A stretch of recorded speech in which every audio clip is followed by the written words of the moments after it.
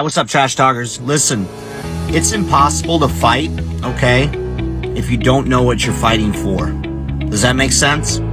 Like, if you're in the dumps and you're struggling with mental health, things of that nature, it's going to continue tearing you down, all right? Because you're consistently trying to fight something, which is that demon, which is usually something from the past, right?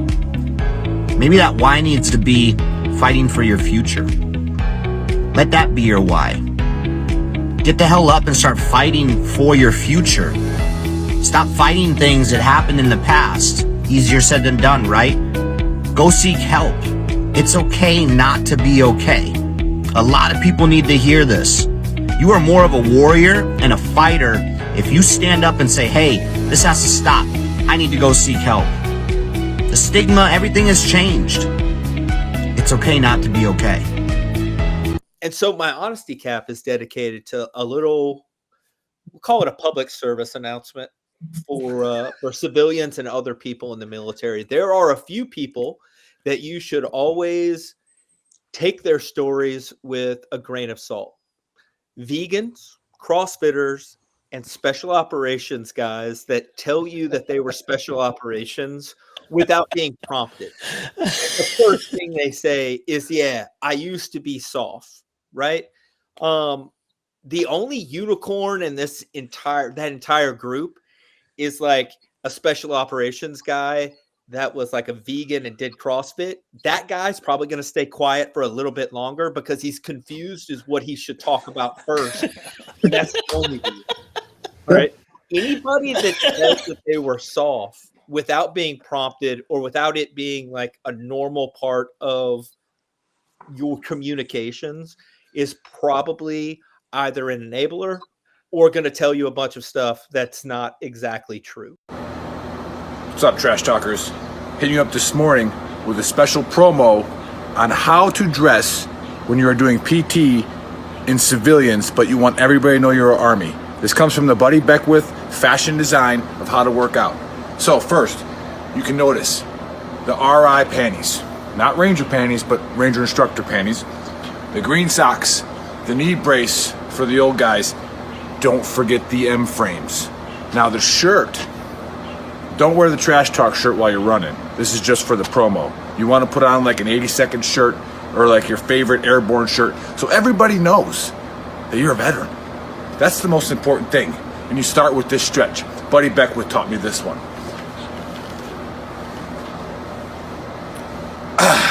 Ready to go.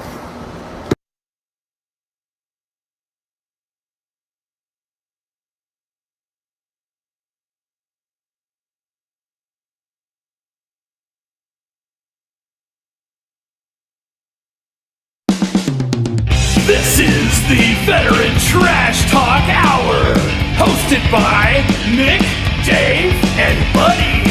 Real warriors making fun of other real warriors. Try to not get triggered.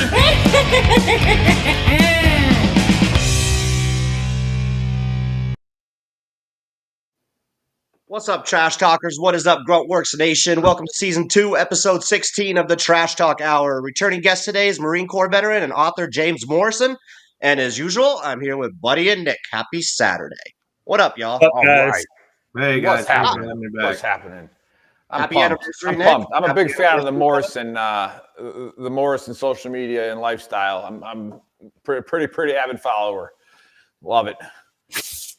Well, dude, I don't know if I'm such a big fan of the Morrison lifestyle. it's I got to work on that a little bit. Yeah, he needs some help again with the sarcasm of what we do here at Veteran Trash Talk to where, you know, in the script, I was like, dude, you were a Marine? And he texted me back. He's like, yeah, I was Force Recon, like Buddy said in the intro. Like, I know. I thought of that immediately. I was like, God damn it. I fucking totally nailed it. Could have just, like, yes, one. Jason, we talk all the time. Like, I know. I've read 2 of your books. I know exactly what you've done. Well, 1 1/4. Okay, good. 19 kilo. Yeah. Dick quits. Okay. 19 kilos. Dick Kurtz. Yeah. This guy's awesome. I love it. Put it up there. Dick. Put it up there. That's really funny. Because It's a Dick strong is dick. Dick, and then quits is actually means short. So he's got a small dick. That's a I'm not even joking. solid. That's a solid name. Yeah. He Hard put some to find thought into that that. one. Quits in German means short. Yeah. It's not in German. Say it Yeah. louder for the yeah. Leave it to Dave to ruin a good joke. Fucking Yeah. What's a 19 kilo? That's a tanker, isn't it? Tanker. Yeah. Oh, Yeah. that, if you will. Definitely not airport. death before dismount, Dick. That's what I'm talking about. I once watched a tanker in Bakuba, who was on the outside cordon, traverse his entire main gun, and then get out of the tank and hold on to the main gun and take a shit off the side of the tank so that they didn't have to get off of the tank. It was the craziest shit I've ever seen. Not craziest, but that's maybe a little strong. But it was. I was actually pretty impressed by the fortitude to not get off the tank ever. Yeah. We dealt with a lot of tankers, and we dealt with a bunch of strikers in Bakuba when we were there. Yeah. No, we were with the Bradleys in Bakuba. A lot less strikers. I did not like sitting in those, dude. I was like, I don't know, man. Bro. Yeah, dude. yeah. I saw one that looked like a Superman had punched it in the bottom and flipped it over. Yeah. Yeah, big IEDs. Oof. Yeah, big ones. No, I'm good. Good I remember when the first tank, right, in OIF 1, the late parts of it. It was the first Abrams that got taken out, and everyone was like, whoa, what the fuck? When I heard that they had taken out an Abrams, I was like, well, unless we can get a battleship that we throw some tires on. Like, yeah. Like, yeah, okay, maybe, this war's changing a little bit. And I remember like being in a meeting with the rest of the platoon, and we were talking about it, and I was like, "Hey guys, I was like the PL and the platoon sergeant. I was like, could we do like not drive on the roads, like maybe not take trails, like we used to do back in the olden days?" And they're like, "You're a fucking idiot." And I was like, I mean, dude, I know, right? And think about this: when they started armoring up all the vehicles and everything, now you have to drive on the linear danger area. Like, yeah, exactly. We weren't thinking outside the box very much on that. Yeah. No, we solved your problem. We need to put armor on it. Yeah. Oh, they got bigger bombs. Just put more on. Oh, that's great. Yeah. And these are the tires are like this. I tried to explain it to him. I was like, well, IEDs are like a resource, right? Like they're expensive. Like, so maybe if we didn't drive where they had a better chance of getting us channelized, like in one place, then maybe funneled, canalized, if you will. Canalized. And by the way, we were in a fucking desert where you could drive on the dirt. Yeah. Like, wouldn't it be crazy if we were in a battlefield that was basically all hard packed sand, and we had aren't these Humvees like high mobility multi-wheeled vehicles? Doesn't the high mobility part mean that we could drive them like almost anywhere, like maybe not just on the road? By the way, the more we drive on this road, the more it becomes all terrain with all the dips and bumps, from the bombs that they keep putting there. Yeah. Crazy. I know. Squirrel. What a time. Yeah. I thought anyway. How did we get on this again? I already forgot. Going back then, we should have took a different route. I mean, you need the armor if you're in the city because you got to be on road sometimes. But yeah, I think like come up with a new super light off road. Oh, they did. They have. Well, now that all that is kind of behind us, they have come up with like a squad vehicle that's basically they just got like a squad vehicle that looks like a Razor on steroids, and they ride around in those, and it's like, well, that's late, guys. Yeah. That looks like a great idea. Wouldn't it have been great if somebody had thought of that, I don't know, 20 years ago and been like, hey, what do we? Nope, that's stupid until you're a general. And then you're like, you know what we should have had? Exactly. And guess what? We're probably going to war in the jungle or some shit next. Yeah. Wouldn't even have any use for the damn thing. Well, now we're going to go where they have fucking drones that drop fucking hand grenades on you all over the No shit, dude. Hey, That's a good segue into what we're going to talk about today, buddy. Look, very well done. Very well. Very well. Good job, buddy. Good job. Good job, buddy. buddy. It doesn't count as a segue anymore if you point out that it's a segue, right? Oh, God interesting. damn it. Does it? Why I don't not? think so. I don't think so. Then it might as well have just. Hey, we have an author on here. Is it an alliteration? I don't know. Dude, if you read my shit, you notice I don't really use grammar very well. So, well.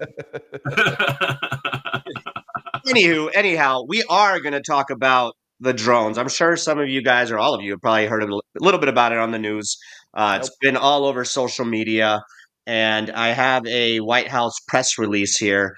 Basically, it's these bunch of drones that are flying around all up around the East Coast now. I guess they've been spotted in different states now, mainly New York and New Jersey at first. Some of them are the size of freaking buses. Obviously, there's tons of videos out there. There's people claiming that their clocks have stopped when these drones have flown over their houses. Electricity has gone out. People are claiming they're coming from the ocean, right? And then you just had that UAP hearing. So there's like all kinds of shit going on with it. Is it aliens? Is it Iran? You know, all these crazy things. We're going to play the video and then we're going to discuss it. Go ahead, Chris. Play the video. I want to go back to something I said at the top. There has been no evidence of any of this activity in or near restricted spaces. That's not what the senators said in the letter. They said, in fact, that they've been observed maneuvering their critical infrastructure, sensitive locations, including reservoirs and military installations, and cited a concern from law enforcement about public safety threats because a medevac helicopter was prevented from transporting a seriously injured patient for care because of the presence of these drones. I stand by my opening statement. Can you make that make more sense? Because I think people in New York and New Jersey see drones the size of an SUV over their house every night and think that that doesn't make any sense. Certainly I understand why people would be looking at this and being concerned about it. We're concerned about it too, which is why we have the Department of Homeland Security and the FBI, my goodness, looking at this. And we're taking it seriously. We understand that people are concerned. We understand that they got questions. We got questions too. And we're working hard to get the answers to that. What I can tell you as we sit here today, at 2:16 in the afternoon on the 12th, is we haven't seen any indication thus far that there's a public safety risk, and we haven't seen. The government know what they are. We are still investigating this. I can't tell you definitively. I cannot characterize for you definitively what these sightings are. I can just go back to what I said at the opening. We've looked at the imagery. We can't corroborate some of the reported sightings through our own expert analysis using sophisticated detection techniques, but that doesn't mean that, we're putting our pen down here this afternoon and calling it a day. We're going to keep at this. What are you doing though? We are continuing to investigate it. Do you ever notice sometimes it's super embarrassing who we have representing us in places? Like, and how fucking retarded they think that we are. Like, I mean, legitimately, like, how stupid they're like, oh, we're just talking to the Americans. Say whatever. Don't. I think it's the second highest paid position in the White House is the press secretary. Yeah, I'm pretty sure it is. Yes. Yep. Yeah. Like. But anyway, I'll give my quick take, and then all of you guys will get your shot at it. So I'm definitely ruling out aliens and all that crazy stuff. All right, because I don't know, like, they're clearly. Yeah, Nick, you'll get your shot. Definitely. The photos of these drones, like they have like the flashing light. They're drones, right? They're just like our technology. Also ruling out the Russians and Iran, because that would be seriously fucking scary that these things are just flying over our cities, and the biggest army and the best fucking country in the world can't identify what they are. So I'm ruling out enemy forces as well. And I'm saying it's us, the government. And there's something else going on right now in the world that is probably occurring. So we need to use this to like get all the attention and garner all the attention towards these drones while we do something else that's pretty fucking crazy. So it's like a covert, like scare the people, make them talk about drones. In the meantime, there's something else going on that, they don't want to highlight. And that is my take. It is us with these drones, point blank, period. So I never actually read into that Project Bluebeam. Is that what you're kind of talking about? Like that? Okay, so no. Project Bluebeam, and very interesting. But so something Brown, like that. Is there like a new project name? Maybe Werner von Braun. It's Project Bluebeam and Project Blue Book. Werner von Braun, his daughter, speaks about this in the 80s. How that we will require a space force eventually. We will require rockets and stuff in space to protect us from other worldly Ronald Reagan, beings he or said that whatever. shit in the 80s. Yeah. Well, she talks about this, and she talks about eventually that the government is going to stage a fake alien invasion and scare us with all of this, that then take over as like a one world government, new world order type shit. But I don't think this is it. Now, some of these sightings that we're seeing could possibly be it, because we're having all these congressionals and stuff about UFOs and aliens, and they're openly talking about this stuff now. But this right here, no, this is just, we're doing this to take the audience, and I was focused on drones, and there's something else going on right now that they don't want us to look at. That is It my could be a take. real JV version of them trying to scare us into thinking that they're aliens. And Jason, it's Like, your hey take. guys, what do we just got think laying it's around? We got these And we fucking 100% know. drones. Yeah, 50, But 60. I don't know, dude. The thing is about this is, and you guys have seen it, and you know, Snowden and all those dudes, fucking the snitchers, and whether he's right or wrong or indifferent, regardless. But if you know damn well, if you've ever done any leadership or project management, but if one person in there thinks, oh, I could get rich off of knowing this, because knowledge is power, right? And so it doesn't matter how many caveats and clearances you have, there's some dumb fuck in there. You can need an E4 somewhere or an E3. You always need those motherfuckers in the mix because they're the ones fueling up the drones or doing whatever. One of these motherfuckers is going to get on his Snapchat or TikTok or some shit and take a fucking video of it after a while. We got Green Beret colonels making TikToks now. That is a good point. That is a good point. It just blows my mind that, like Buddy alluded to it earlier, that like, how stupid do they think we are? Like, they're flying over like military bases and shit. Like, when I try to fly my drone next to an airport, which I can't, obviously, the drone just won't fly, right? Like, I have a drone that I fly around. It just won't fly. It won't take off. These things are flying over, like, it's the government. But the fact that they're telling us they don't know, like, do we live in a fucking matrix? Like, what the fuck? Like, they haven't identified these things yet? It blows my mind, mate. Buddy, maybe it was CERN. Like, maybe we are in a different dimension. There's a very good chance that we're just in a different dimension. Like, what the fuck? Remember what it was like in the other dimension, and we're just like, what's going on? I don't understand. Whoa. Only some of us got shipped over. Like, anyway, we're all like, have you seen that movie? What's yesterday, where like the guy comes, like he gets sick or something, it hits his head. I don't remember when he comes to, like, nobody remembers the Beatles, but he remembers all their songs, and so he sings all their songs and becomes like a super famous person or whatever. There's like 5 other people that are like, yeah, we know that's the Beatles, man. And he's like, you guys know too, but they're the only like 5 people in the world that remember the Beatles, man. Yeah, it's like that. We're the guys that remember that there was another dimension where, like, soldiers acted like soldiers, and drones were just drones, and aliens were something that you read about. Well, real quick, buddy, before you give your take. So, Jason, are you just saying it's the government? Is that your like final? Well, I don't know. I've actually done a lot of work with drone stuff. You have? Yeah, quite a bit. Yeah, My business partner is over in Ukraine still, and he's been there since it started. And the thing is about the drone thing is we're so far behind, because you guys know, if you want to get requirements from the battlefield, you know, the whole development process behind creating shit that you need in the field is based on requirements from the field, obviously, right? Well, since Americans aren't allowed in Ukraine, or, you know, to a very limited degree, unless you're doing it sua sponte, like literally on your own fucking accord. Latin, like it. The U.S. government has no fucking optics on what is required for a peer-to-peer battle.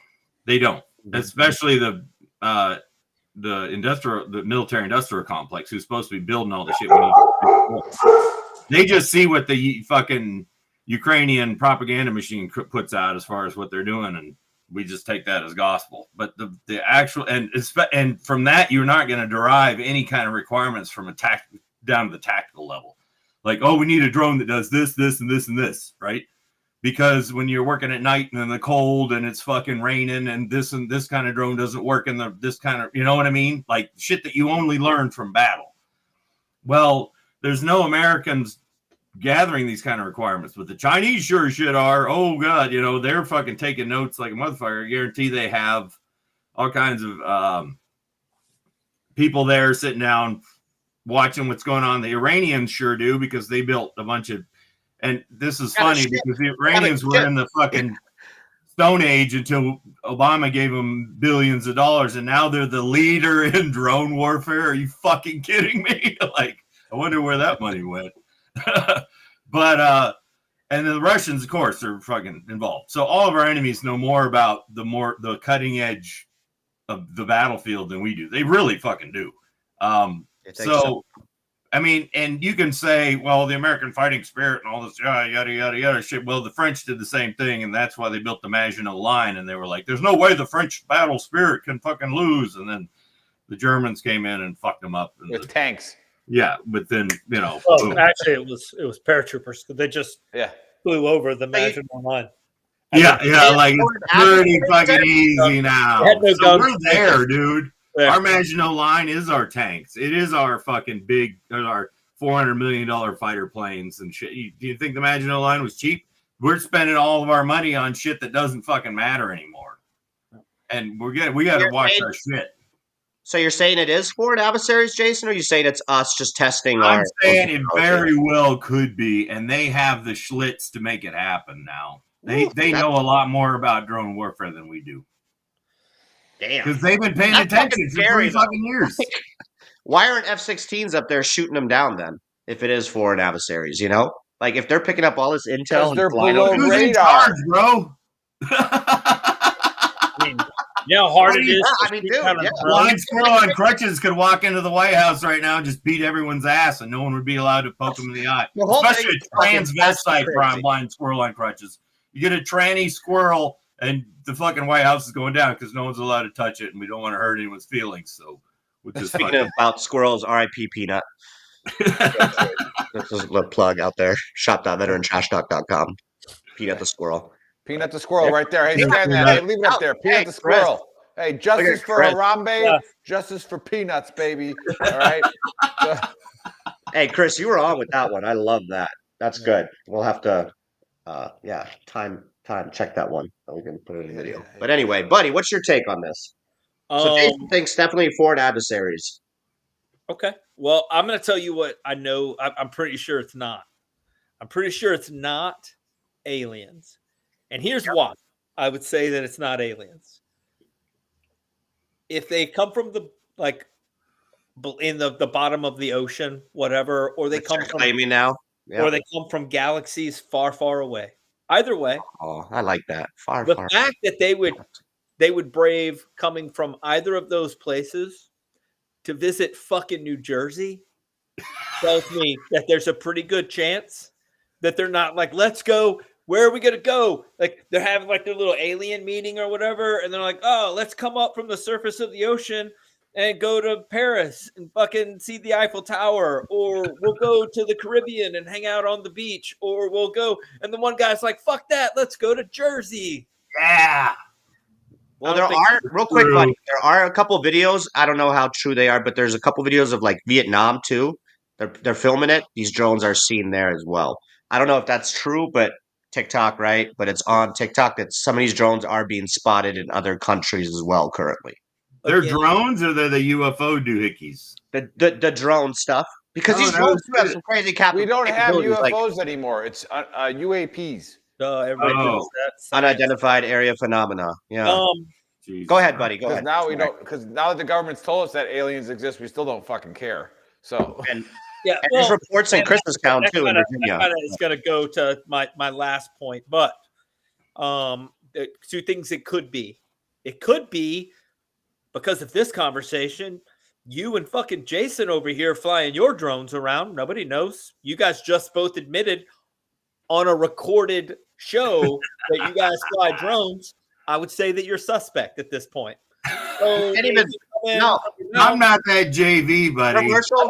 Commercial drones, you can't even, dude. You have an app. Like you literally have to, like you register. Your drone will not take off. Where did you learn that? Well, that's what you get for registering your shit with the government.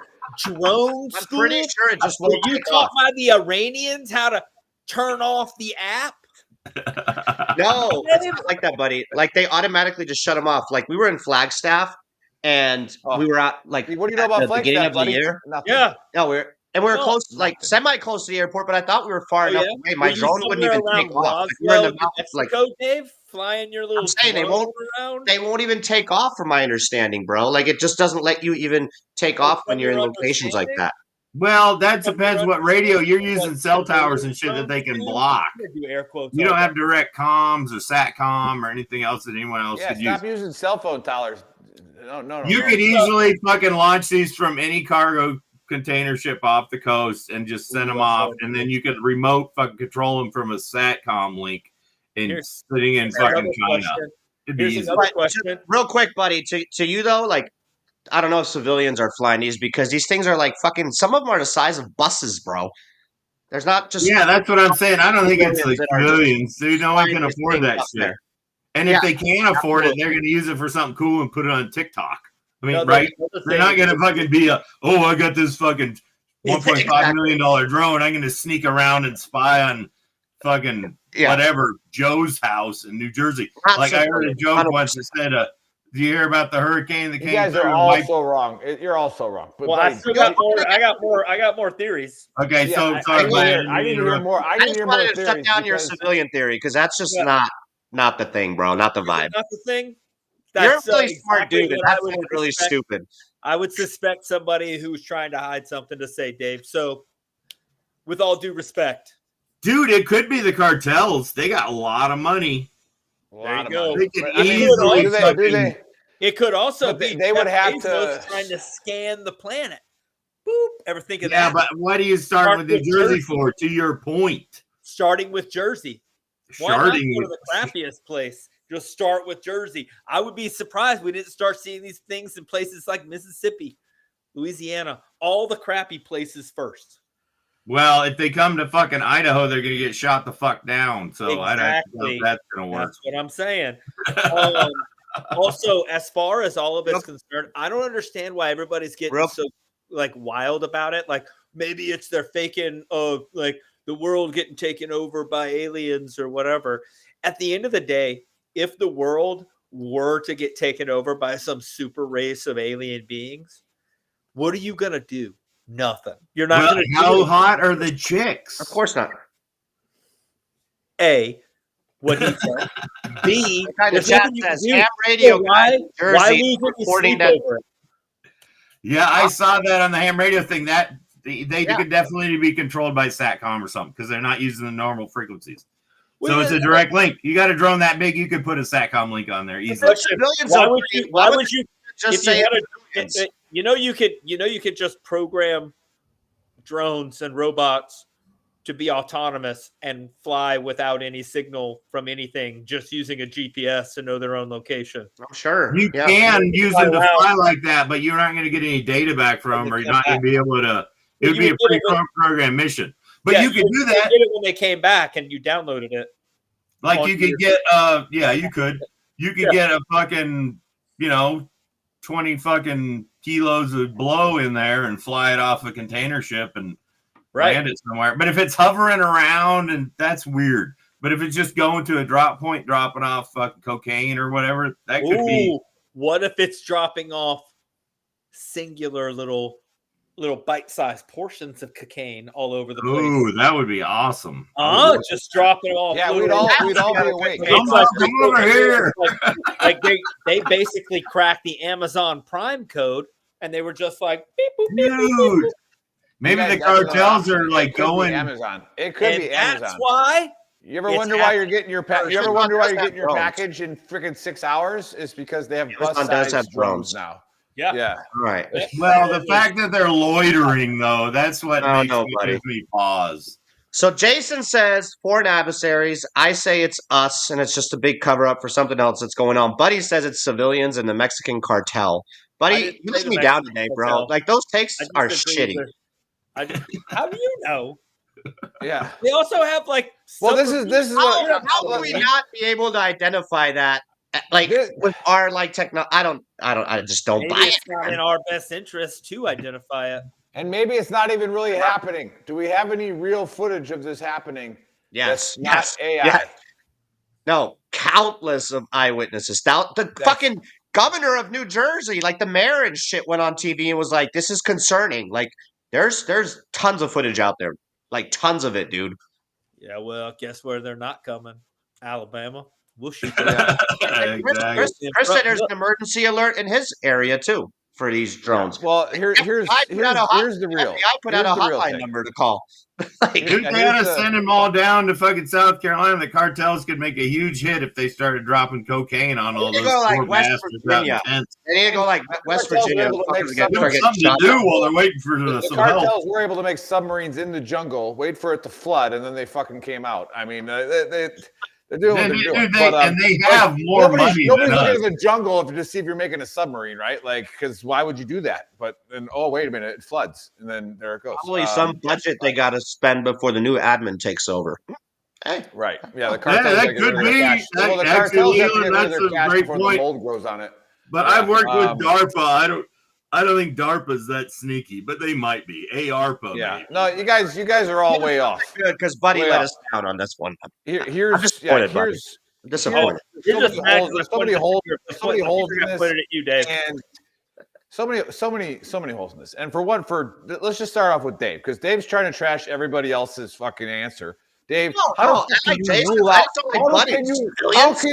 out with 100% certainty that it's not aliens? How can you rule out with 100% certainty that it's not like, civilians, right? And again, I'm just saying 100% you're ruling it out.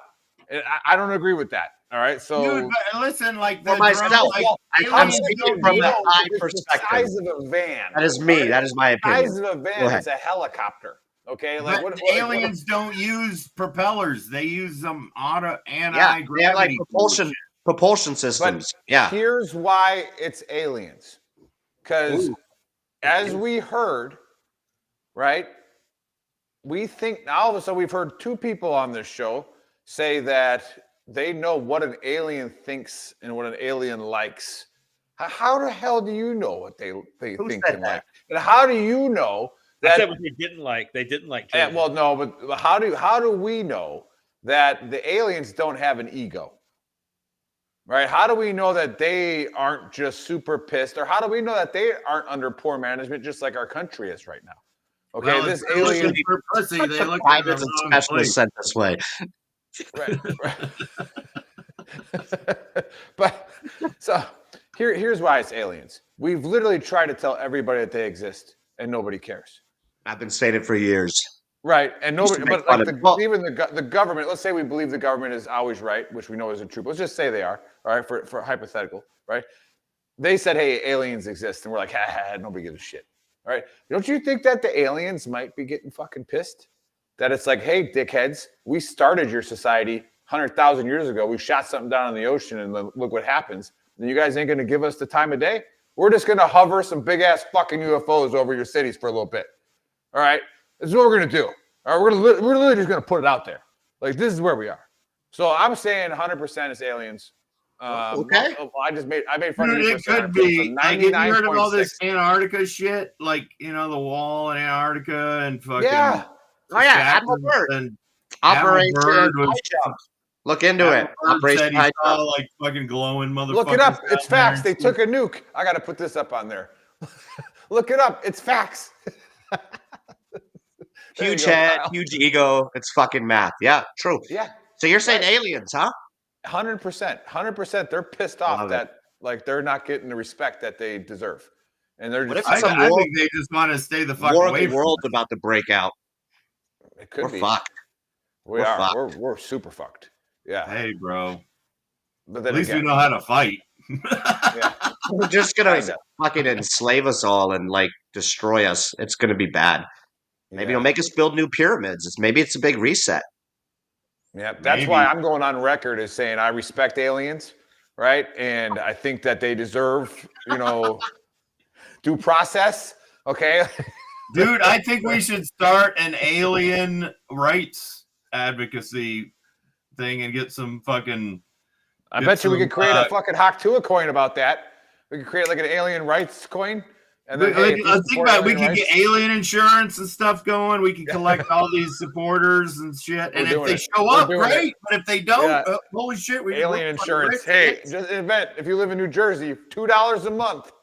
Alien insurance. You don't got to make it very much. But if an alien ass rapes you, fucking okay, we'll pay you $50,000, buddy. Sorry for the ass rape. Man, would you survive? Yeah, Corey, I just said I'd survive. I'm surviving. Well, I forget that they're commenting because they're about 15 seconds behind. But yeah, I would survive because I just gave aliens their credit. These three guys, no. All right, they're the first ones to go. First ones to go.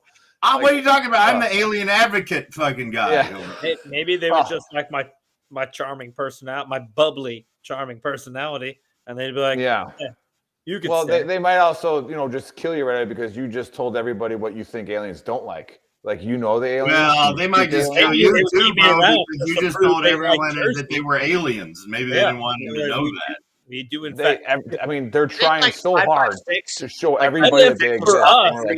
Like, well, you know what? You could be right. The Iranians were getting blown up by pagers, and you think they're flying freaking drones over? I mean, come on. They can't even stop pagers from blowing up. Maybe we got some TNT shirts out there too, Chris. You want to put those up? Yeah. Hey, if you're traveling, for a serious note, if you're traveling to the Middle East, all right, TNT Mobile, okay, go ahead and subscribe. All right. I love that shirt, dude. Real cheap.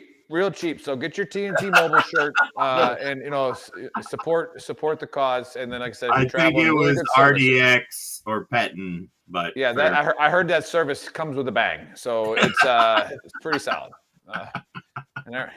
Whatever, Jesus. Okay, and I'm not even drunk. I wish I'd be drunk for the show. That was good. That was good. But we spent a lot of time. That was good. I think we could go on for hours on that one. But yeah, we could. Let's see the developments and let's see what happens. Yeah. Hey, LeJohn said he's going to rock that shirt. Yeah, go ahead, buy it. Hey, and do yourself a favor. Put in a code VTTGW while you're watching this show and get a discount. All caps, VTTGW. It's a good thing that my book of Earl is real short. I was going to do 2 of them, but I'm going to split it today because Buddy came up with some serious, heavy stuff pre-show that we need to address. Thought-provoking question. And again, those of you who don't listen to the Book of Earl, it's probably why your life's in shambles. All right. You should probably take everything I say as 100% truth. Write it down. In fact, write it down twice. Okay. Write it down twice just so you remember it. Here, and again, these are all off of my own trials. All right. What has triggered me, what I've seen trigger people. All right. What makes me act like a pansy. All right. I share these things. All right. What makes me act like a pansy, and it's that time of year again. I think we've covered it every year that this happens. There's this stupid game on right now. All right. The Army-Navy game. Okay. For the love of God, at least, both teams are kind of okay this year, like mid-American level conference. Okay. All right. I think one of them won the American conference. Yeah, but they're officers. Who the fuck cares? Fuck cares. This is what triggers me. Officers. What really got to me with dildos, like big fucking deal. What really got to me was one of the guys who's been on our show 10 times, JC Glick, tags me on LinkedIn to help support a cause for the Army-Navy game. And I got so fucking triggered by that. I was like, you know what? I go, I'm not even going to like this post. I'm not even going to like it. And you want to know why? Because I couldn't stand when these ring knockers would be like, you know what? Hey, training is the most important thing that we do. We need to be lethal, ready, resilient, all kinds of stuff. But you know what? Hey, let's take a 2-hour break and get me like 25 E4s to go make a fucking video for the Army-Navy game. All right? That's what they want to be doing. Yeah. That's what the E4 signed up to do, to go over there and be like, go Army, beat Navy. No. Nobody cares. Bro. Nobody gives a shit. And Buddy said it best. There's better high school football games going on right now than that game. All right, there is more talent on De La Salle's high school team in Northern California than on this field. Right, so it is what it is. I don't like it. It's always triggered me. I wish we could watch it. Like, fuck the game. Give them all a bunch of compasses and maps and say, okay, we're going to film each of you. Just like the Hunger Games where you got cameras and shit hidden in the woods. Now go land nav and see what they do. Dude, they would have people get eaten by tigers and shit in Virginia. I had the game on, and this guy was open by 40 yards in the end zone, and the Army quarterback threw it and missed him. Like, I could have made that pass. That's why the enlisted always win the Turkey Bowl. All right? That's just what it is. We're better athletes than you. But we didn't read books. We just, went out with the cheerleaders instead. But that goes back to, quit being a triggered pansy. I allowed it to make me become a pansy. I made it other people's business that I don't like it, that I got upset about it. There it is, triggered pansy. It's the best shirt to travel in. This is on one day. Yeah, get that one. Every single person on the air crew will respect you. You'll get double drink. And like thank you for wearing that. It's like, because people are so rude to people in airports, so travel with that. I'm gonna cut it off there, and I'm gonna go right to Buddy for his deep thoughts by Jack Handy. Ooh, nice. I like it. But we have to change the last part. But I do want to add on to your Army Navy Book of Earl, by the way. It triggered you. So every so often, they all, like, the Army tries to figure out how to find more money in their budget.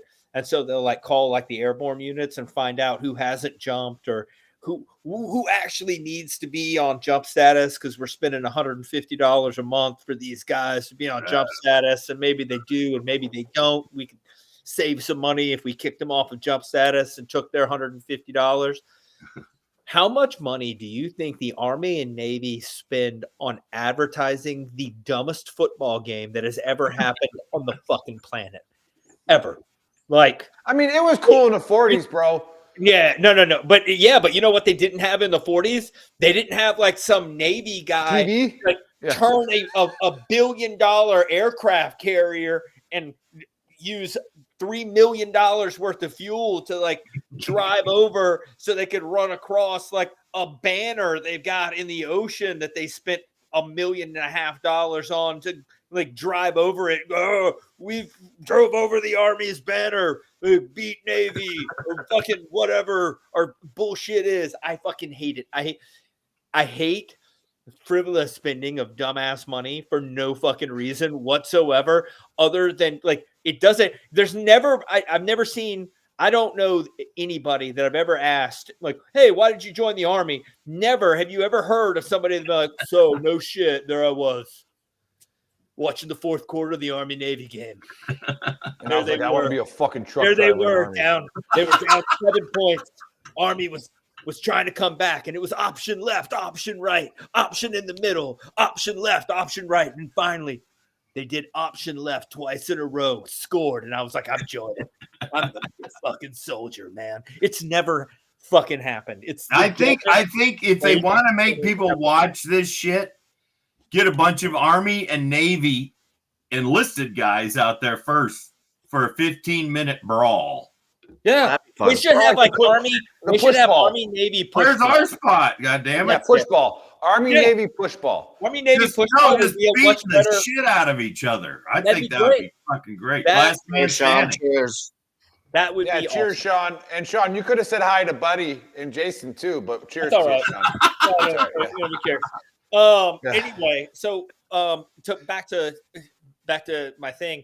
So I was sitting this week, and it was part of the day where I didn't have anything to do, so I was just kind of letting my mind wander. It happens. And I was thinking about deer at one point.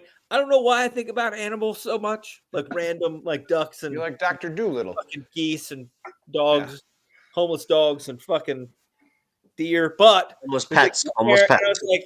All no such thing as homeless pet. All male animals, all male mammals have antlers. All male antlered animals. You know what I'm saying?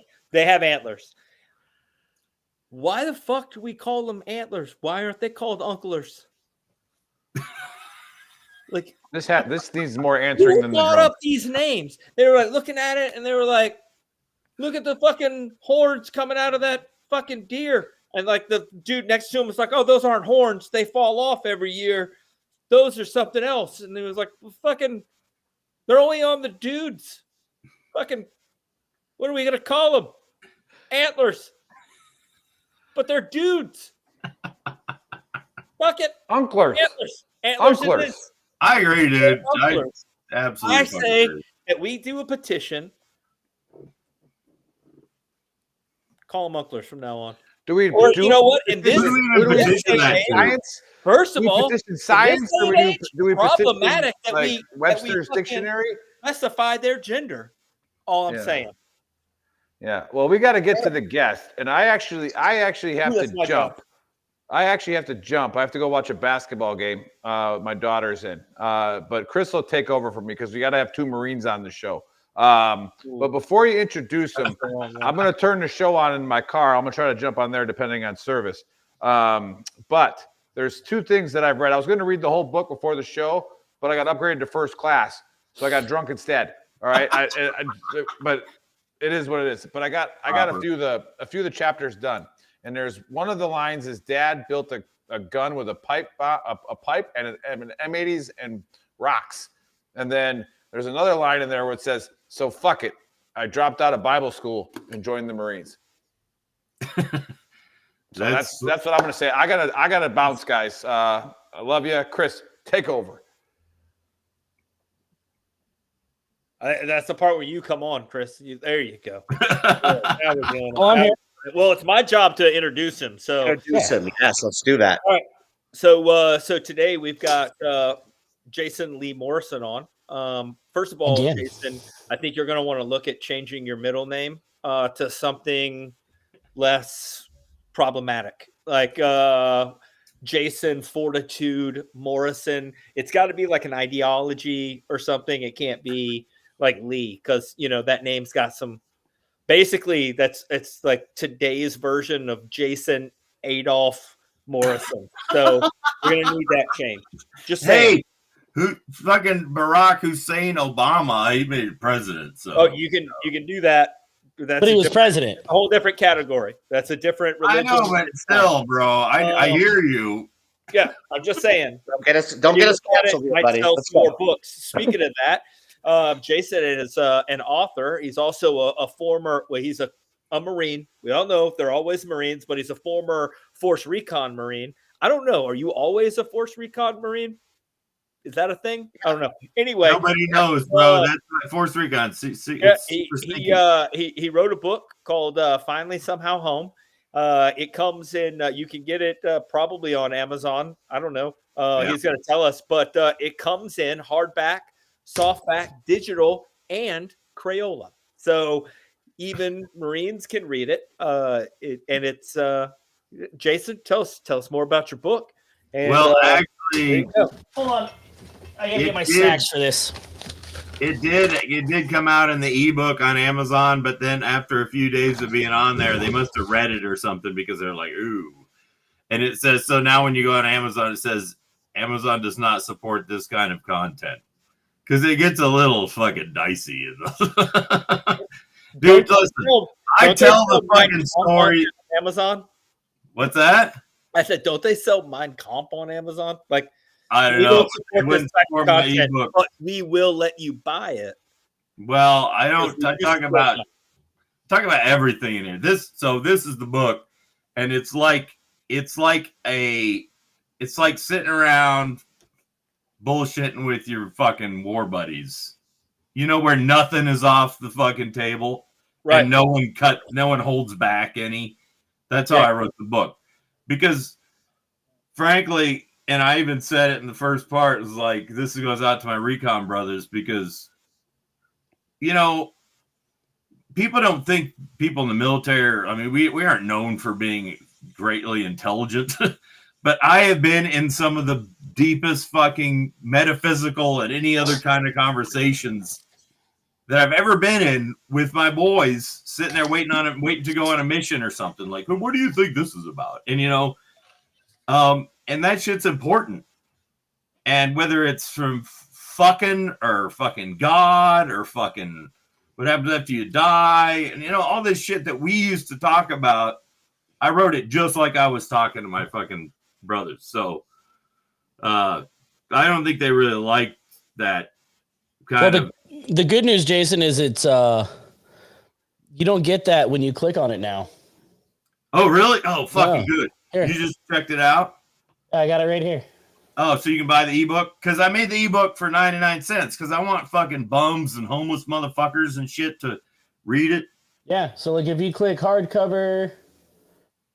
Oh, good. Nothing pops up saying, no, don't read this. Oh, dude, that makes me happy. Because, I mean, the book is kind of expensive. I name I price all my books after fucking, like this is, I name them all after calibers of weapons, or like my first book, this one, the Perfect Fucking Life. This one was 1775. It's Marine Corps fucking birthday. I just make them fucking off of fucking gunshot calibers. And I was gonna hit on that real quick, Jason. I was gonna because you've been on the show before. We promoted your last book. I don't, and I could be mistaken, but I don't remember you mentioning starting another book, or was I completely off on that? No, I didn't, because I wrote the first half of it first third of it about 4 or 5 years ago. And I took like 4 months off and I just fucking wrote. And, but then I was telling you guys about this before we came on. There were certain things in my life I couldn't really, I knew I'd lived through them, but I couldn't really make sense of them yet. So I couldn't write about them. And at that time I just glossed over them, but those were the deepest and most salient parts of my book. So a few years later, I went back and I just didn't mention it to anyone. I just had this manuscript. It was 55,000 words or some shit. That's probably like 70 pages or something. Or no, that's probably like a couple hundred pages. But then I went back and I was like, I think I can take this on now. And yeah, I just never mentioned it because I didn't know if I would ever be able to come to grips with that kind of stuff. Because I talk about going through a divorce, like bad one, losing my security clearance, losing my job, all in 1 year. Like it was fucking ruined me, dude. I was at zero, and but that is actually when I decided to become a writer, because I realized, like, look, I'm at square fucking zero. I have no job, no security clearance. And if you guys know the deal, once you quit pulling triggers, if you have security clearance, you can go to work in DC and make some good money. And that's what I was doing. And then a fluke happened, and I won't go into that. You can read the book about that shit. But I lost that security clearance, and all of a sudden I had like 3 to 4 years of corporate experience, and I had been like a VP. So no one's going to hire you in a corporate environment with only that much time and at that level, because they're going to think, well, we're going to underpay you because we're not going to make you a VP, or, or you just have all this military experience. If you don't have security clearance, your military experience doesn't really count toward your job. So, so I was at nothing, and I was like, what the hell am I going to do with my life now? And then it occurred to me, I'm like, holy shit, I'm at zero. So I can do whatever the fuck I want. I mean, really, when you're at the bottom of the barrel, you can do anything you want in this world. Just pick something, because you don't have anything else. You don't have anywhere else to go. If you really are at rock bottom, you have I would never have quit my job making $250K a year to start writing. Never. It drove me. It kind of forced me into it. So I was like, oh fuck. Well, what? And I think the hardest question in this life is not how do you get what you want? It's what do I actually want? Yeah. So I love that. I love that concept. Yep. So I started thinking, if I could do anything in the world, what would it be?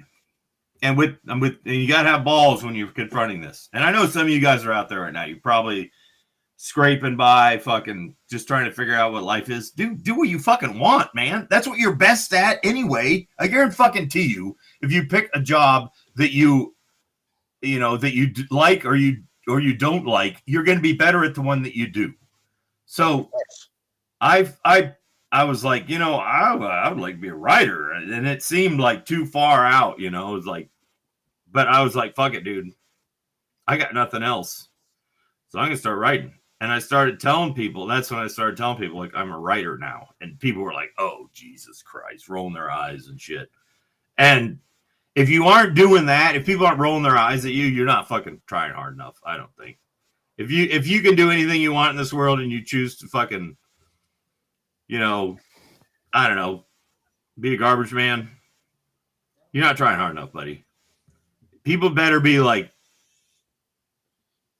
seriously worried about you when you choose to do what you actually really want to do in this life.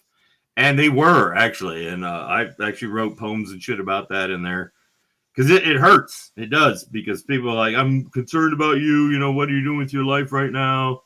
And for one, like I said, dude, this is my shot now. I mean, because I got nothing else. So that's when I really started writing. That's when I started. And the more you write, the more you learn how to write, and you get better at it. And it works with obviously everything else like that. So it's like when I started doing this, it's like looking up a mountain and be like, I can never get to the top of this mountain. And you'll be right. You can't. The only way to get to the top of the mountain is to get strong enough to get there. And the only way to be strong enough to walk to the top of a mountain is by walking up fucking mountains. So just start walking. By the time you fucking get to the top, you'll be strong enough to get there. But you ain't strong enough on the bottom. So it really, that's where this book kind of started a long time ago. And like I said before, it's been 5 years in the working, and finally, yeah, it's not just about war stuff. It has a lot of that shit in there, but it's, dude, it's about all the shit that happens to you after the fact. And I know that sounds boring because no one wants to hear that shit, but I'm just saying, there's a lot of hookers and blow in it. Don't get it for your mom for Christmas. Unless your mom is also into hookers. And she's down for that. Fucking well. Yeah. But yeah, I'm not saying that as like fucking, making that's not the way. I didn't write about that as in like, this is what you should do with your life. I wrote about the things that I did, but I did it, like I said before, as if I was talking to a bunch of my buddies. So I didn't pull any punches on myself or anyone else. When I fucked up, I fucking owned it. Because you can't, if you want to teach someone something, you can't learn anything if you don't know what really happened. You can't gloss over stuff. So that's why it was really hard for me to get through to start writing about. But yeah, I mean, it's a wild ride. So, and definitely not for kids. I think you hit on some really cool points, and I think one of the points that you hit on, I think we've gotten that from a lot of our authors, is that it really was your own therapy writing that book, like just being able to express. Like we've gotten that from quite a few that they might have been in the dumps and just feeling like shit, but actually writing it, putting it on paper, helped them get through a lot of the shit that they got through. And a lot of times they were at their weakest points when they were writing. But yeah, a great book, and I think there's a lot of similarities with a lot of our authors that came on, and you hit on that. Yeah, it's I've read a little bit of it. I haven't completed the whole book, but I'm super excited to read it. And then is this, now that you're an author, like you said, is this the last one, or you want to roll now? We got fuck no, dude. I gotta keep writing. But the problem is I only write about, so I'd like to write fiction, actually. It'd be fun, but I don't know if I can. But when fiction on here. If you want to write fiction, you just go talk to like Tim Kennedy. Just like he said in the intro. Well, I don't know. I've actually thought about that. But the problem is, all I know is the fucking hoorah bullshit. And I want to fucking write about the no shit there was kind of, I fucking hate that shit. Well, I don't say I hate it. I like some of it. There's a lot of it around, though. But the things that stand out to me most in my life, as far as the lessons I've learned, it's one of these things where, and I've said this in our first conversation, I think, is that I'm just trying to shine the light back on the path for guys that like don't have one, and maybe they aren't talking to someone who has been down that road before. And I'm not saying it applies to everyone, but where's the book for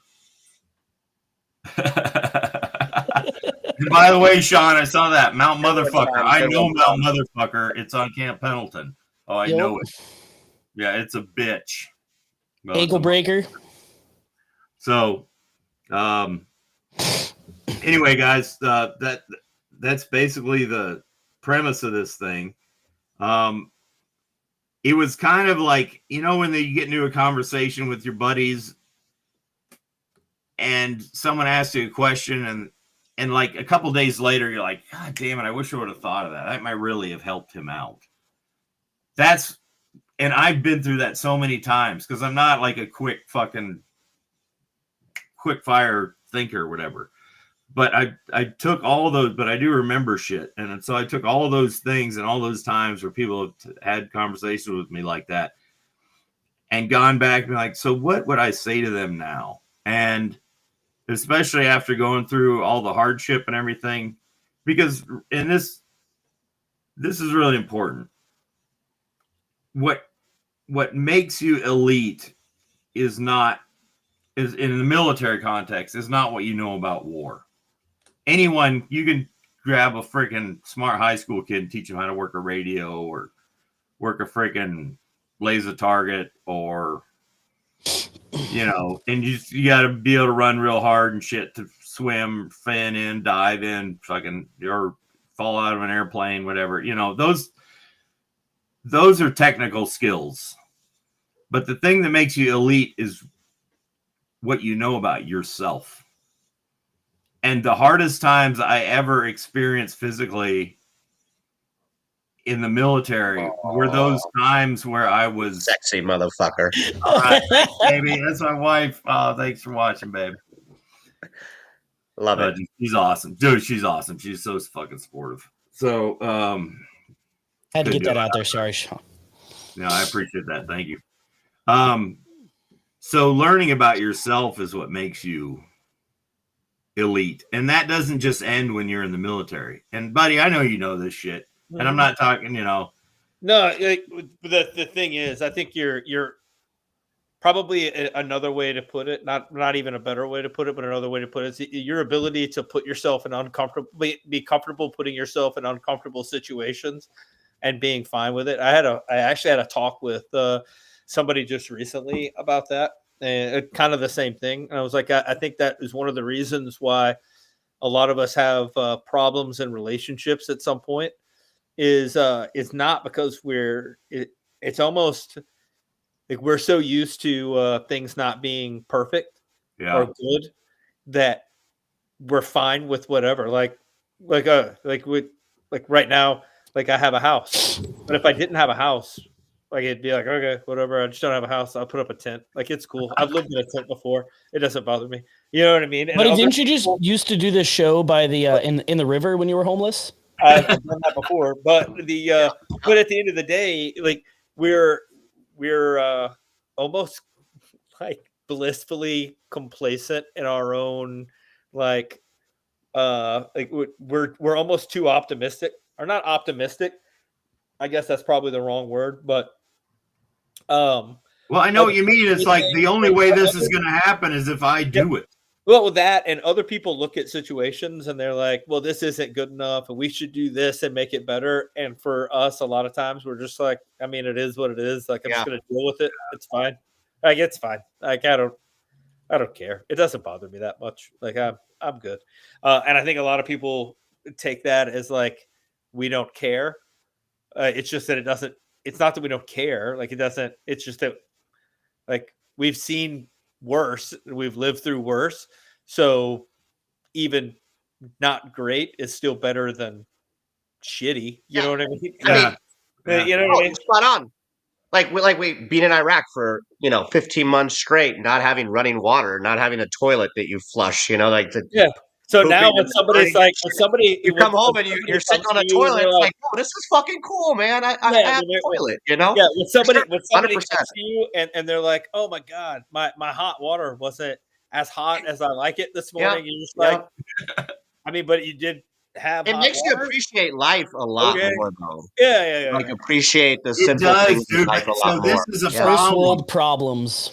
Yeah. Well, you say that, but so this is the problem, though, is that you tend to like shit that I wrote a fucking poem about this and it was funny at the time. It says, you the latest, brightest apple of my eye. If you, the latest, brightest apple of my eye, would condescend to meet again, though I have wrought your ire, I would that you would bring a friend or of bourbon or of rye, but please come. So in other words, like, okay, this chick, I'd pissed her off. This is way a long time ago. I'd pissed her off for some reason, but I still wanted to talk to her. But then the body of the poem was like, see, all that you don't know of me could fill the basin of the sea and still spring flood intrigue on the shore like beer froth spilling o'er the bar. You've never met a man like me, nor any man that I can see. They're all afraid of living still, but none have seen the torture mill. And those who have keep to themselves and laugh at all the world calls pain, because we've been there and back again. And coming back is so goddamn beautiful. It's like watching a flower blossom from the inside and live, and goddamn live. So if you're fucking up my chi, I'm out. That was the poem. And so we tend to blow shit off that fucks up our chi, and it fucks us, dude. You can't. You got to pay your bills. Yeah, that first poem you read, for sure. I didn't catch most of the words. Whatever, it's fine. The second poem, I could keep up, and that one was a really good one. I did enjoy it, and it was exactly what we were just talking about. Like, yeah, you're 100% right. Well, that's the thing, dude. It's like we are so enamored with life, and we see it as a weakness. That's part of PTSD. Like, you've been through some heavy shit, and now you look at life and you're like, anything that impedes my ability to enjoy this, fuck you. Like, you almost hate it. Yeah. So if it's taxes or something, you still got to pay attention to that shit. You know what I mean? I think that's what gets a lot of us, because we're so like, you know what? Fuck you. This is my life. I'm alive right now. I made it. I fucking did. Some of my buddies didn't. But I'm enjoying this shit right now, and it does kind of fuck you in the long run if you don't get back to. You have to care about all the bullshit. You do fucking have to care about the bullshit, and it sucks. Yeah. But I think it's just really hard. I think we have a perspective that most people, especially most people in the United States, don't have, and it's hard to make that realign with their perspective and not look at them like they're insane and be like, everything you're saying is stupid. Like, I don't agree. You're dumb and don't talk anymore. Well, that's the thing. You can't, and even if you do, like, I don't know, it does make it hard to relate. But I think a lot of veterans, they think, oh man, I got this fucking go-kart in my life, it's go-kart I'm driving or whatever. And I suck at driving this fucking go-kart. And you don't realize, because you're a fucking Formula One racer, and you're used to operating on a whole different level, and now you're driving a fucking go-kart. Of course you aren't going to be good at driving the fucking go-kart. Yeah, you're not wrong. So I think we mislabel post-traumatic stress as like something that drags you down or fucking. Well, I think it's always been labeled as something bad. Yeah.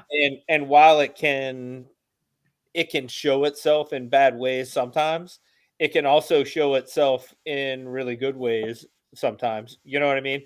Like, it's always tripped me out that like hypervigilance is a negative effect of post-traumatic stress. And I was like, yeah, well, like I tried to explain to somebody at one point, I was like, yeah, it's a negative effect of post-traumatic stress until something happens and you're not ready, and I am. Then it's the paranoid are only paranoid till something happens. Then they're the prepared. Yeah, exactly. So, I mean, that, like I said, it's all a perspective kind of thing. And if you look at Sucks, it, though, and you it try is. to find the negative, you'll find like 100% of the time, if you try to look at something and try to find something negative, you're going to succeed. Oh, absolutely, dude. If you look at it and you go, well, it is what it is. Like there's always a bright side. Let me try to find that bright side. You'll probably also succeed at finding a bright side. Yeah. Like I've personally been able to find the bright side of some pretty shitty situations and just fucking laugh about them. Yep.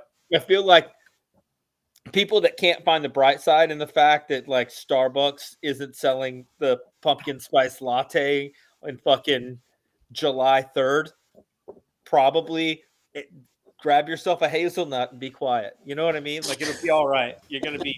Yeah. Like when you're driving to work and your car breaks down, you're just like, oh, I guess I'm not going to work today. That's the appropriate response. Or not like, oh, fuck. I mean, there's no point in freaking out. It doesn't fucking do you any good. No. Now you're just freaked out and walking. Yeah, exactly. Yeah. At least go, well, I guess I get to get some. I'm going to get my cardio in today. Yeah. Look at all these steps. Yeah. That takes a mindset shift, though, and like just the way you approach life and the way you look at things. And like you brought up a really good point, buddy. Like both of you did, is like the whole stigma around PTSD and how it's such a bad thing. And sadly, we have a lot of vets though. They're like PTSD now. My life's over. Like I can't fucking function as a citizen in society, and I can't do anything. And I have PTSD. Poor me. It sucks. But you have to have that certain mindset to be able to overcome those things and use it as an advantage for yourself to do what, like I have PTSD, like full blown. I got nightmares, all that shit, but I've learned to work around that shit, and I actually talking about it makes me feel better. Like I'll talk to my wife about it. I'll talk to my buddies about it, and I'm good with that. But there is that, we call it the vet bro syndrome and all that, like some of these guys, like it's a mindset thing. And I wish we could teach that more. That needs to be taught in the military and everything, and on how to overcome those obstacles, Well, I mean, PTSD is the whole reason that we have this show. If it wasn't for that, we wouldn't be able to help who we do. Nope. Seriously, Nick started this because he lost all his behavioral health. Started talking to Joe, started talking to Dave. Nick thought he was funny, and here we are. It's our therapy, man. It's our therapy. And just like Jason writing his book, it's his therapy. But like, I wish like everybody had like some sort of an outlet. And we're telling people to do it. Like, hey, figure it out, man. There's a way. And but they don't, it's not utilized. It's not done. And Buddy's brought this up on multiple shows where this is what we need to teach to fix that. Like we need to teach that in the military more, and the mental health problem, and all that needs to focus on that a little bit more. Instead of PTSD is a bad thing, I'm doomed now. I can't function in life or society. Well, and the other issue is that there are plenty of people that I wouldn't say that they get off on doing it, but it is a thing that they do habitually, is they bitch about their problem or their mental whatever, or they whine about it, but they don't do anything about it. Yeah. It's almost like they need that because it's an excuse to get them out of other shit. And that's victim to your circumstances. Like people and don't. People hate when I say that, but I personally don't like being in big crowds of people. Like I don't. It's too chaotic. There's too much like to try noise. To like just There's too many people to try to figure out what they're doing. But that being said, I on purpose put myself in those situations, because the only way to kind of get over it or figure out that it's not the end of the world if you're in those situations is to put yourself there so that you can get but you have to actually do the work and put yourself in uncomfortable situations so that you understand how you feel in those situations and learn how to react. Yeah. You know what I mean? Like you're talking about like having bad dreams, nightmares, stuff like that. You can either have the bad dreams and whine about you didn't get any sleep and bitch about this and that and the other, or you can try to figure out why you're having them by talking to other people 100%. about them, and then kind of delve into it and take and like we say on the show, like get the demon out or whatever, you know what I mean? Like, but you can't get it out unless you're discussing the root cause of the problem, which comes back to Jason's book where exactly, guys, because like the way that I found my way through PTSD was by following the path of pain. Mm-hmm. Right. When you go back to the things that really fuck with you and you deal with them, and some of that may need, and there's not one answer for everything that really is bothering you. One of them may be counseling. One of them may be fucking weed. I don't know. One of them might be fucking ayahuasca. I've never done it, but I heard it's great shit. One of them might be talking to buddies, you know, and actually that's probably the best thing there is out there is talking to your buddies. All of that stuff though has one thing in common, Jason, and that's that you're actually finding a solution. You're actually facing whatever the problem is, and you're actually, whether it's talking to your buddies, so you hear yourself like talking to them, and you're actually thinking through the problem, or like whatever, you're taking time to like meditate on this situation and what the problem is, allows you to, like, you're talking about, like, you know, having a buddy that died and you have survivor's guilt. Well, you're never going to get through that unless you sit down and really go through it and go, you know, what really was my role in that issue, in that situation. And at the end of the day, what could I have done then to control it? Probably absolutely nothing. Nothing. And then your problem is not that you figured it out. It's how do you let it go? Because it's the pain and the guilt has been a part of you for so long that it's ingrained in you, and you don't have an excuse for being a fucking asshole anymore. Like, you don't have an excuse for having guilt. Yep.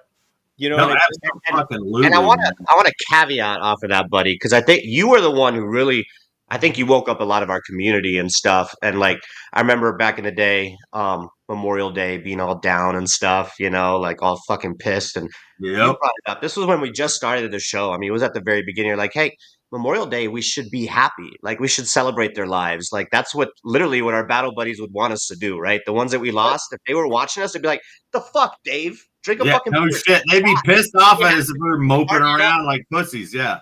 And I was one of those that used to be like, oh fuck, man, we lost our guys. It's fucking, and get like all teary-eyed and pissed off all day. Like, it's okay to drop some tears, obviously, but be like reckless and negative instead of like being like, man, if they were here, dude, we'd be all drinking and partying right now and having fun.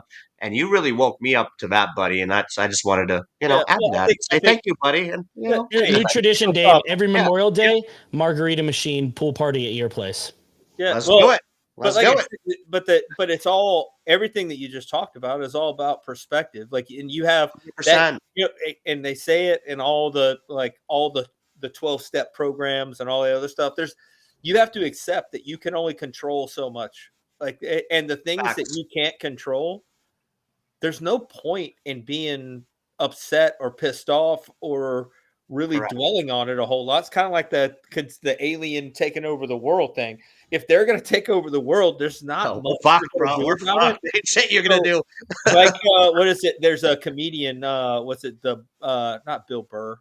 Maybe it is Bill Burr. But anyway, it's like, you know, if things are going to be bad, they're going to be bad. You might as well like go through life thinking that it's going to be fine until it's not fine. And then when it's not fine, you can deal with it then. But until then, just act like it's going to be fine, and it'll probably just be fine. Like, exactly. Worrying about shit. I mean, think about the shit that you worry about. How much of it actually ever manifests itself? Fucking what, 10%? You're having a fantasy. Yeah. You're literally fantasizing about pain. Yeah. Yeah. It's almost like bad for you, dude. Yeah. It's almost like people like need it in order to have a reason for acting or being the way that they are.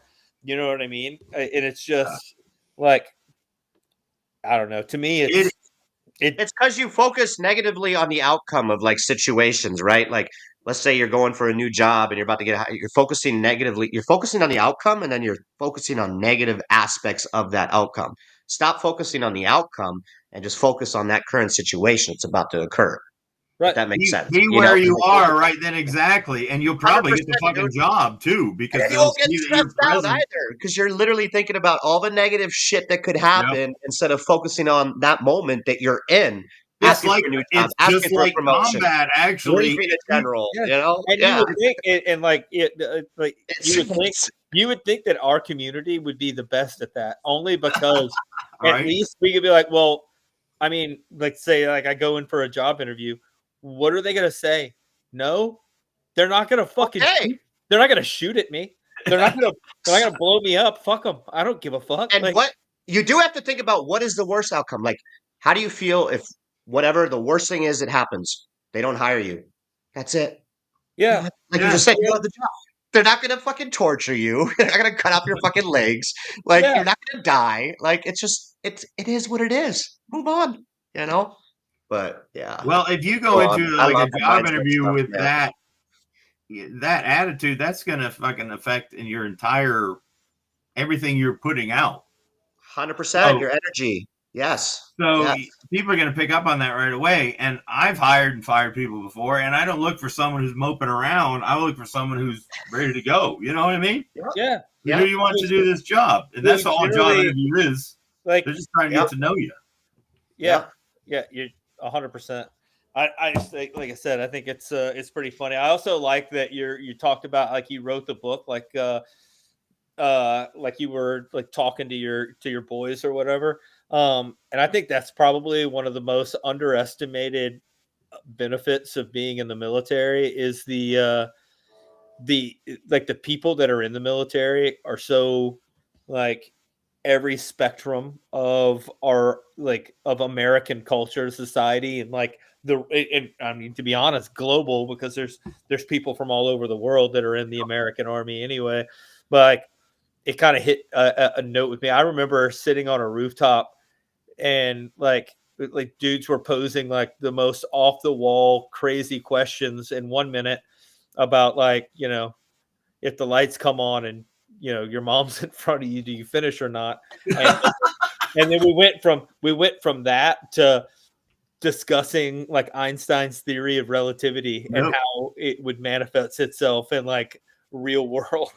And it just hit me then. I was like, these are the dumbest smart people on the planet, bar none. Like, there's no Fortune 500 company where these conversations are happening.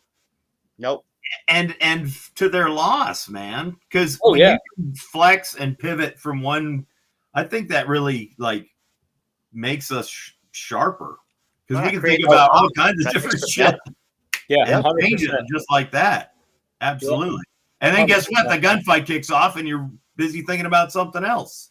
Well, and I think that also gives us a little bit of an advantage also, because you have the ability to mentally, I guess, compartmentalize things so that when bad things are happening, you can shut everything else off and focus on the task at hand, whatever that task is. If the task is, you know, surviving a gunfight, or, you know, putting together a freaking Lego set, you know, you can, like, the whole world can be burning and you can be focused on what you're doing and not paying attention to everything else. Absolutely. I think we don't understand how much we learned in the travails of what we've been through. Yeah, well, we don't understand how much we learn and how much it changes us, and we don't understand that just because we've changed doesn't mean that change is bad. Just because that change is not the same change that 99% of the country goes through because they don't have the same experiences, it doesn't mean that it's negative experience. It just means that we have a different perspective, and that perspective is more, from what I've seen, more often than not, is it makes for a better perspective, because you can see how badly things work in other places and how grateful we should be to be where we're at. And like, if everything works out and, you know, you make $1 billion, well, that's great. That's gravy. But also, if things don't work out and I just continue to live not on the ground, then I guess it's good too. Exactly. Plus everything you learned from all the failures you've made, that shit applies to. You don't just all of a sudden fucking make it overnight without learning anything. You got to learn the whole way through it. And to be honest, if I end up living on the ground, you know how many really great hooches I learned to make, dude. I'm gonna have the best hooch.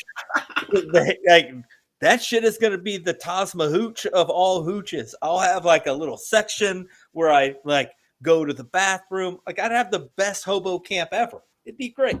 No, dude, I was actually homeless for a few days in this thing, and I talk about that. It's just like being on patrol.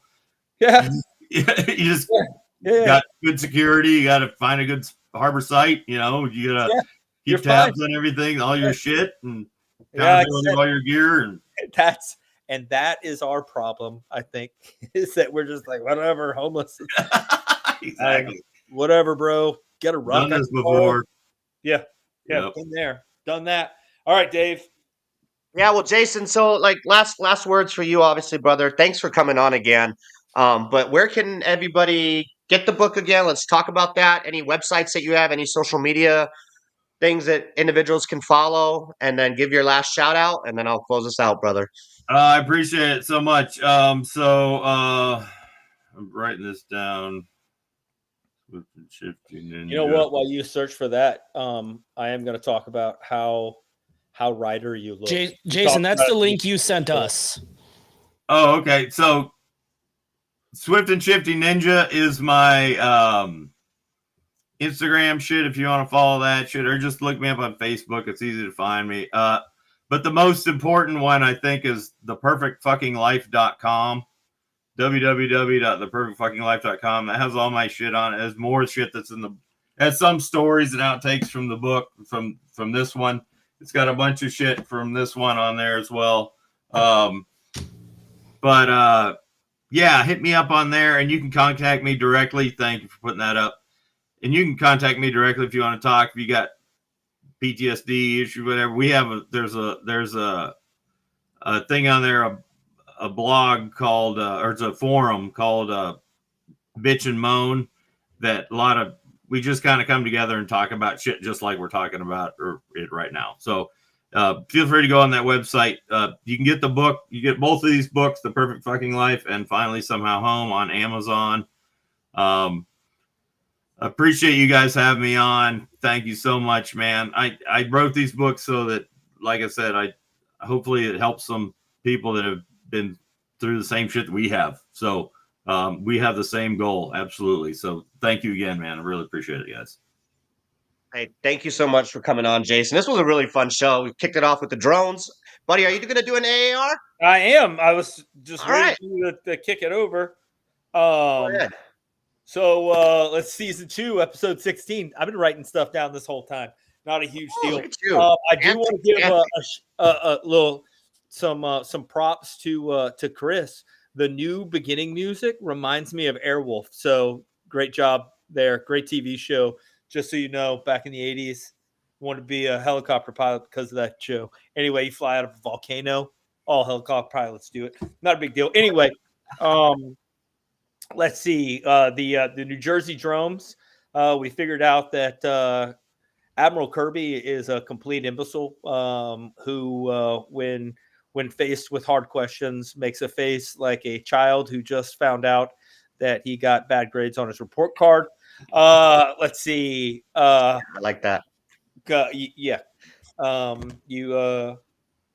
But anyway, whether you think they're drones, probably Dave's actually what we figured out is Dave's flying those drones.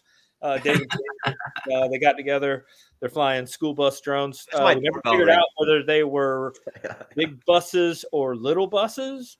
Were they the short buses? That's what I just said, Chris. Thank you. Asking. Anyway, and then let's see. We had the Book of Earl, where we talked about how ridiculous all the hype around the Army Navy game is. Dumbest game on the planet. And horrible football teams. Anywho, we also talked about changing the names of antlers to unklers, and then had a great conversation with Jason Lee Morrison here, who, if you really need to find out who he is, you can also just do what I did and Google it. He's got some really good pictures. Whole Instagram thing. He's photogenic. That's all I'm going to say. You can read his book, which I also wrote down. Finally Home, or what was it? My bad. Somehow finally home. You wrote it down, though, guys. You wrote it down. I have it on a piece of paper somewhere, and now I can't. Oh, it's underneath. It's over here. You can read Finally Somehow Home, which read it. Talk to your friends about it, because at the end of the day, like it, don't like it, whatever, it's a great conversation starter, and that's what we really need is conversations like we had back in the day. Call some of your boys and start a little book club. Maybe like you and some of your homies from your platoon start a little book club. You read Finally Somehow Home, and then you talk about some of your own stories. Write those down. Make more books. Look at us, just full circle on that. Anyway, that was the end of the show. Dave, go ahead. Tell them all this stuff. Love it. And if you like everything that Buddy just mentioned and you tuned in late, go to VeteranTrashTalk.com. That is our website, which has all the links to everything. We're on YouTube, so anybody that's watching, go over to YouTube. We are shadow banned there. Give us a subscribe and like, please, so we can get pushed out into the algorithm. Go to shop.veterantrashtalk.com, which has all of our awesome merch. Today I'm wearing the Gruntworks shirt, okay, because we own Gruntworks as well. Yes, Veteran Trash Talk owns Gruntworks, all right. Buddy, I don't know if you're wearing a VTT shirt. I'm actually wearing a shirt that I got at that 5K running gun I did, because Nice. So go support us, buy a shirt, okay? We use these proceeds mainly to promote all of the individuals that come on our show, because that's what we do. We promote veteran-owned businesses for free, and that is our thing. That is our MO, right? Yeah. And Jason, phenomenal, man. I read the book, part of it, all right? I haven't finished it. I look forward to really deep diving into it and reading the entire thing. I think we had an amazing discussion about mindset and, some of the psychological issues that, some of us face when we get back. PTSD, right? And how to deal with some of those things. And, don't just get over it, but, you utilize those weaknesses, I guess, with PTSD, or those things that, affect you in a negative way, and use them as a positive and make things more positive in your life. So thanks again, everyone. I think we're going to do one more show next week. I think Nick said yes, and then we'll be off for the holidays. So we'll catch you guys next Saturday. Faceman BTT out. Boom.